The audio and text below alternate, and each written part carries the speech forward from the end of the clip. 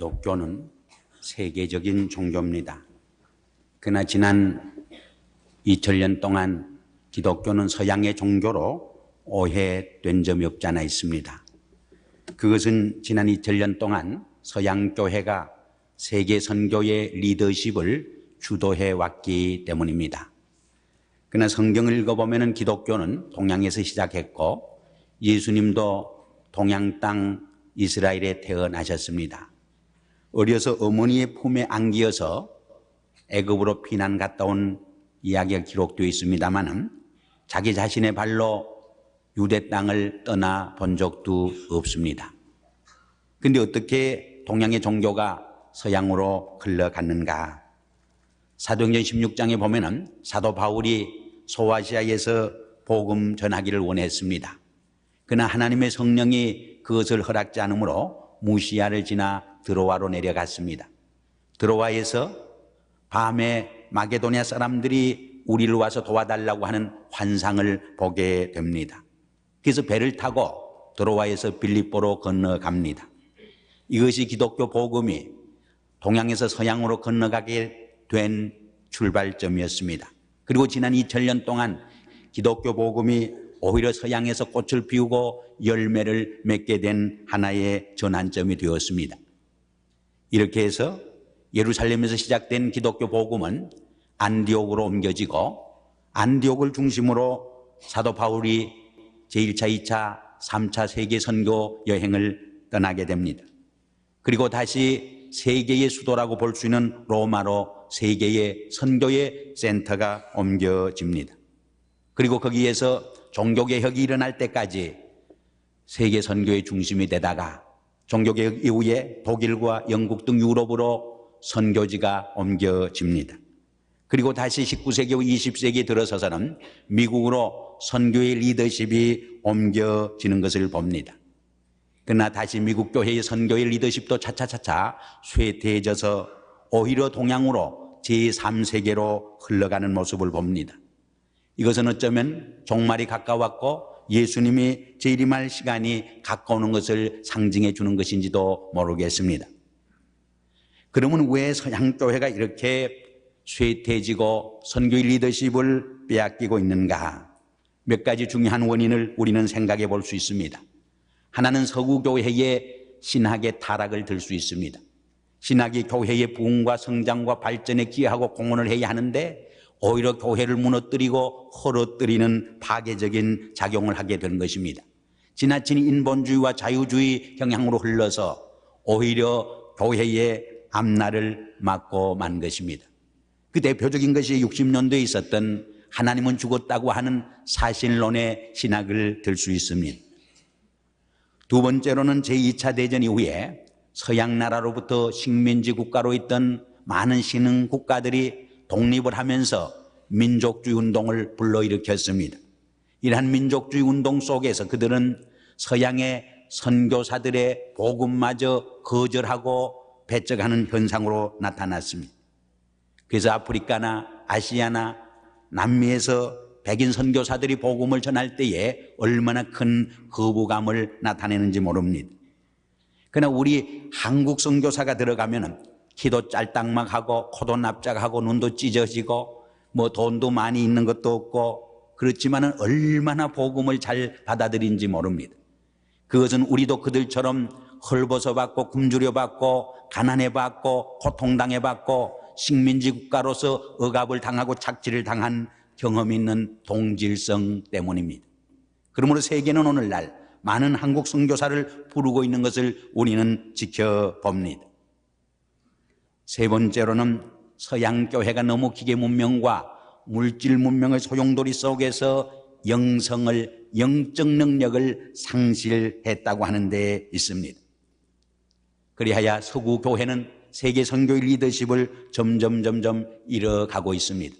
세계 선교 리더십이 제3세계 국가로 옮겨지는 현상을 우리는 지켜봅니다. 특별히 근대 역사가의 대가인 케네스 라투라테가 쓴 기독교 확장사에서 우리는 이것을 엿볼 수 있습니다. 그는 그 책을 쓸 적에 3,000페이지 이상의 대작을 썼습니다. 그런데 1세기부터 1815년까지 1,000페이지를 할당해 주었습니다. 그리고 1815년에서 그가 이 책을 완성할 때였던 1975년까지 160년 동안에 2,000페이지를 활애했습니다. 그런데 그 2,000페이지 중에 서구 기독교사를 몇 페이지나 썼는가 하면은 100페이지밖에 쓰지 않았습니다. 그리고 1,900페이지는 제3세기의 기독교 역사를 쓰게 된 것입니다. 이것은 무엇을 우리에게 의미해 주는 것입니까? 이미 서구 교회의 리더십이 제3세기의 교회로 옮겨지고 있다고 하는 것을 우리에게 말해 주는 것입니다. 이런 상황 속에서 앞으로 다가오는 21세기에는 우리 동양에 있는 한국교회와 이민교회가 세계 선교에 중차대한 짐을 지게 될 거라고 많은 선교학자들이 내다보고 있습니다. 이 점에서 오늘 봉독한 본문 말씀은 이러한 선교적 사명을 다짐하고 확인하고 선교에 대한 비전과 열정을 다시 불일들 일어나게 하는데 많은 도움이 되는 말씀이라고 생각할 수 있습니다. 우리 사도행전은 한마디로 말해서 성령의 행전입니다. 다른 말로 표현하면 기독교 복음이 예루살렘에서 시작해서 어떻게 유다와 사마리아와 딱 끝까지 이르러 증거됐는가 그 과정을 설명해 주는 내용입니다. 사도행전의 요절을 1장 8절로 잡고 있습니다. 성령이 임하면 권능을 얻게 되면 예루살렘과 유다와 사마리아와 딱 끝까지 이르러 내 증인이 되리라는 말씀입니다. 사도행전은 한마디로 이 말씀의 성취 과정을 우리에게 보여줍니다. 1장에서 7장까지는 예루살렘을 중심으로 해서 기독교 복음이 어떻게 전파되는가를 보여줍니다.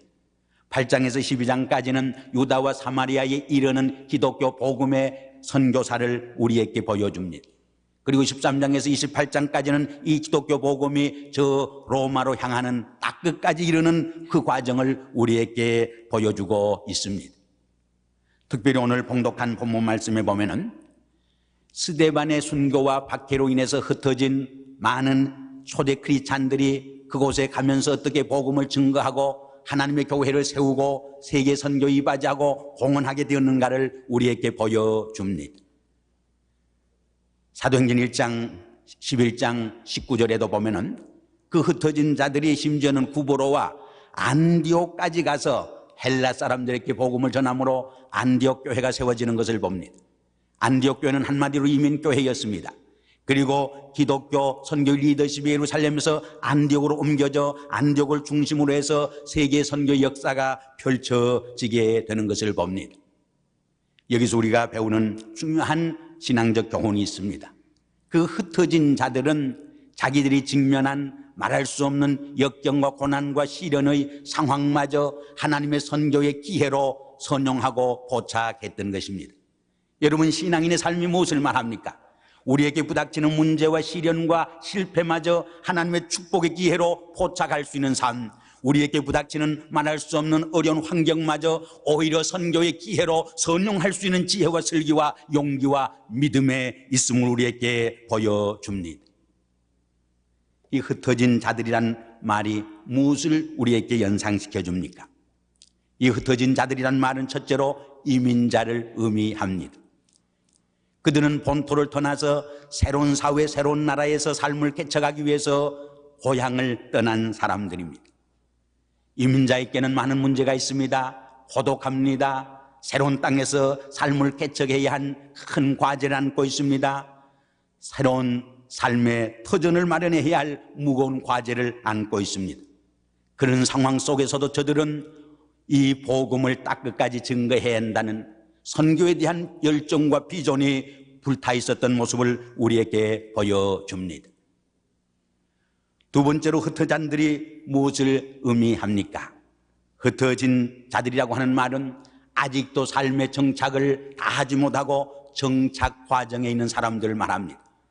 그들은 집을 마련해야 하고 가구를 마련해야 하고 자녀 교육을 해야 하고 사업장을 마련해야 할 많은 자기들 자신을 위해서 해야 할 일들이 산적에 있고 앞에 쌓여 있었던 것입니다. 그럼에도 불구하고 그들은 그러한 상황과 여건 속에서도 하나님의 말씀을, 하나님의 복음을 다른 사람들에게 증거하는 선교 사업에 그들의 삶의 프라이오리티를, 우선권을 주었다고 하는 것은 우리에게 큰 교훈을 던져줍니다. 내 일 다 하고 우리 교회 일 다 하고 선교하겠다고 하면은 끝내 못하고 맙니다. 죽을 때까지 못하고 맙니다. 선교는 내가 해야 할 일이 산적에 있지만은, 내가 해야 할 중요한 일들이 있지만은, 그것보다 더 하나님의 복음을 증거하는 그 일에 프라이오리티를 두고, 우선권을 두고 거기에 전심전력할 적에 일어나는 하나님의 사건인 것을 우리에게 말해 줍니다. 세 번째로, 흩어진 자들이 무엇을 우리에게 말해 줍니까? 그들은 핍박과 환난과 자기들의 생명을 보존해야 할 위기 상황 속에 처했던 피난민들을 우리에게 상기시켜 줍니다. 오늘 우리와 그들을 비교해 보면 북미 땅에서 우리들이 이민자로 살아가는 아픔이나 고통이나 고독이나, 그리고 오늘날 경제적 불황이나 여러 가지 경제적 침체는 그들이 직면한 문제에 비하면은 비교도 안 되는 문제였던 것을 우리는 압니다. 그들은 죽느냐 사느냐 생명의 위협을 무릅쓰고 살아가는 그러한 정황 속에 있었습니다.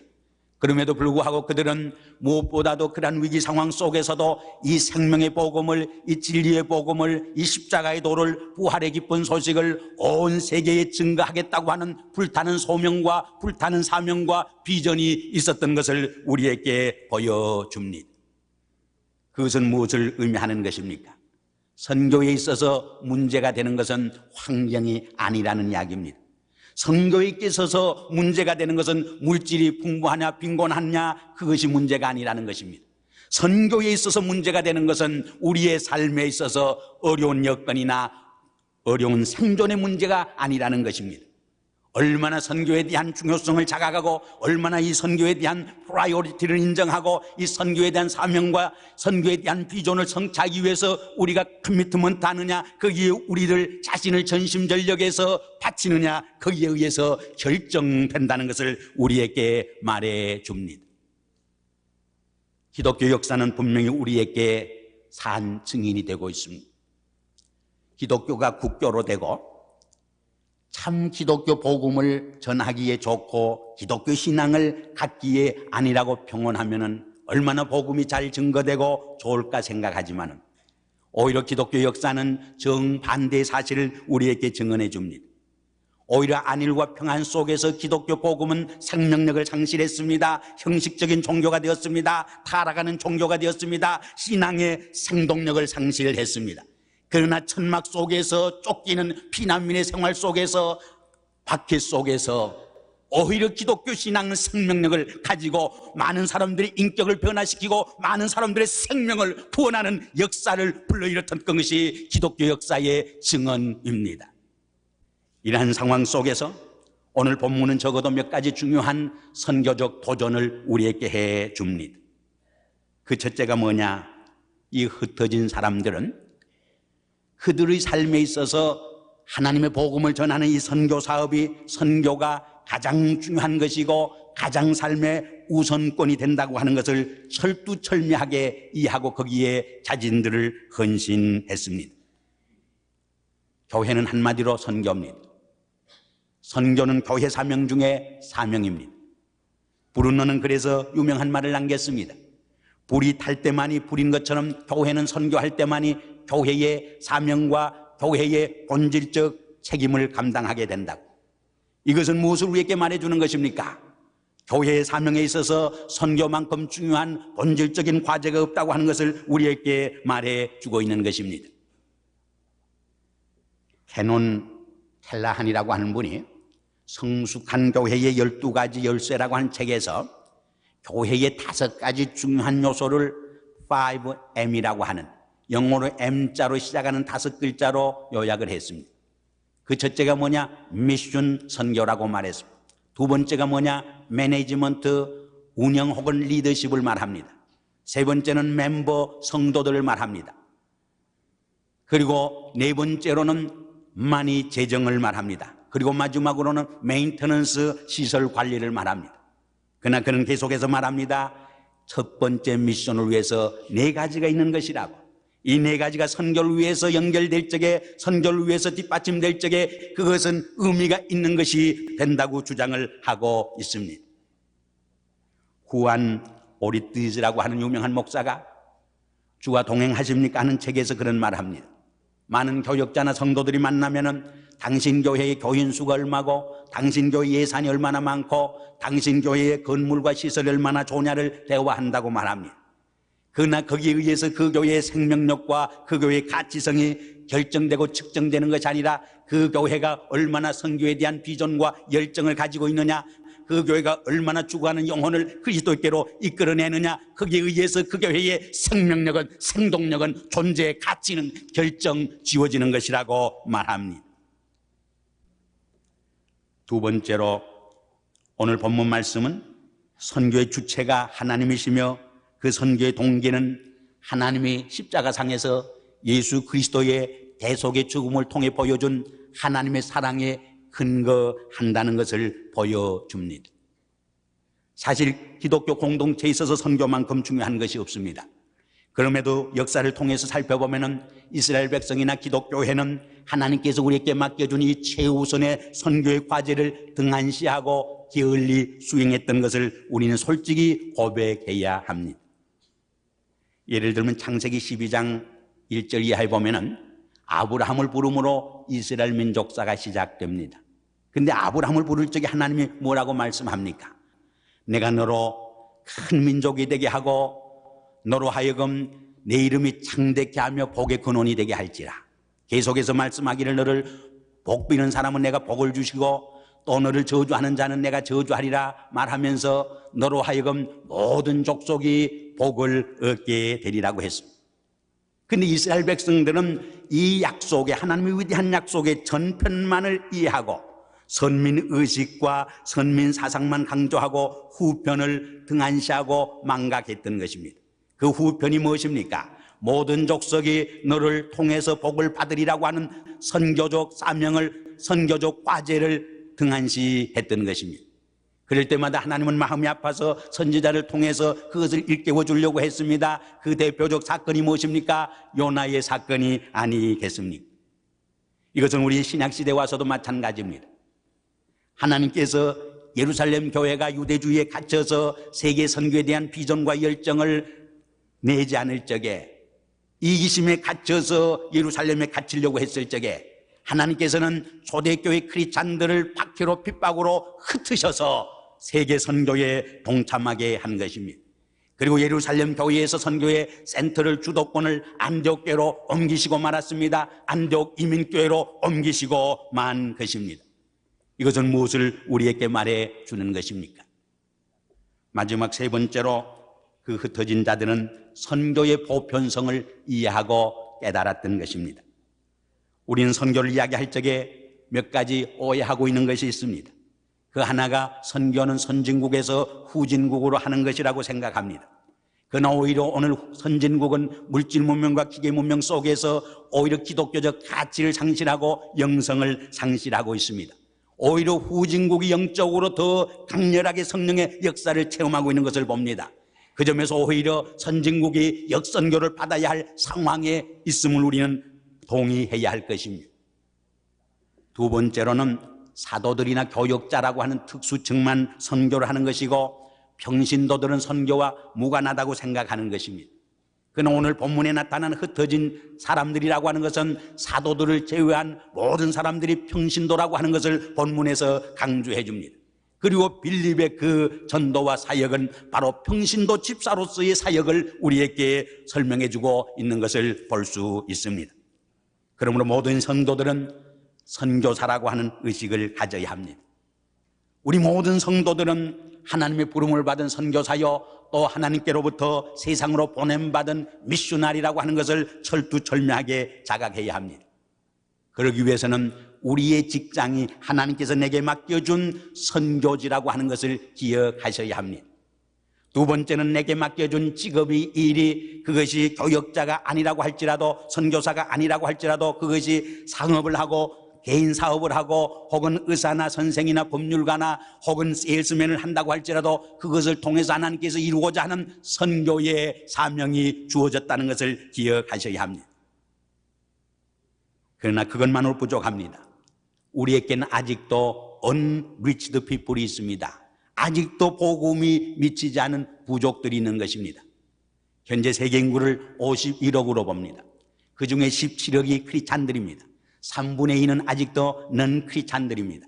3분의 1 크리스찬 중에도 정말 액티브하고 커미트먼트를 한 크리스찬들은 적은 수에 해당합니다. 이것을 부족으로 따지면 세계 모든 민족을 2만 4천 부족으로 계산할 적에 12,000 부족이 아직도 복음을 듣지 못하고 있는 것입니다. 랄프 윈터 박사라고 세계적인 선교학자가 있습니다. 그분은 unreached people을 세 종류로 봅니다. 하나는 이 원에 속하는 unreached 복음을 받지 못한 백성인데 그것은 자기 백성 중에 복음이 아직 들어가지 않은 백성들을 말합니다. 두 번째는 이 두 백성들이 있는데 그것은 우리와 문화와 언어가 비슷한 종족을 말합니다. 우리 한국을 기준으로 할 적에 일본이나 중국을 의미할 수 있습니다. 우리 한국 교회는 아직도 복음을 받지 않은 일본의 1억 이상과 또 중국의 10억의 인구가 우리의 선교의 손길을 기다리고 있는 것입니다. 세 번째는 이 3로 정했는데 그것은 모슬렘교나 남미나 아프리카나 우리와 문화가 가장 먼 거리에 있는 이들을 말합니다. 그런데 이 선교의 문은 항상 열려 있는 것이 아닙니다. 언젠가는 닫힙니다. 오늘 이 시대만큼 하나님의 선교의 문이 활짝 열린 시대가 일찍이 없었던 것을 우리는 알 수 있습니다. 이런 상황 속에서 우리 이민교회는, 우리 나성영락교회는 다시 한번 이 선교에 대한 책임과 사명을 다짐하는 이 기회가 되어야 할 줄 압니다. 이번 제1회 세계 선교대회를 통해서 우리 모두가 몸으로, 기도로, 그리고 사랑으로, 마음으로, 그리고 물심양면으로 직접 간접으로 선교사가 되어서 이 땅 끝까지 이 귀한 복음을 증거하는 데 다짐하고 헌신하는 결단의 역사가 일어나기를 주의 이름으로 축원합니다. 기도하겠습니다. 아버지 하나님, 우리를 이 땅에서 불러주심은 땅 끝까지 복음을 증거하기 위한 하나님의 섭리와 경륜이 계신 것을 분명히 믿습니다. 저희 나성영락교회를 이렇게 크게 축복하심도 오고 오는 세대 속에서 하나님의 선교를 감당하도록 이렇게 축복해 주신 것을 압니다. 흩어진 자들이 그 어려운 환경과 역경 속에서도 복음을 증거하는 하나님의 선교의 큰 비전과 열정을 가지고 참여했던 것처럼 우리들도 이 시대 속에서 하나님의 부름받은 선교사로서의 사명을 감당하는 저희들이 되게 도와주시옵소서. 예수님의 이름으로 감사하며 기도드리옵나이다. 아멘.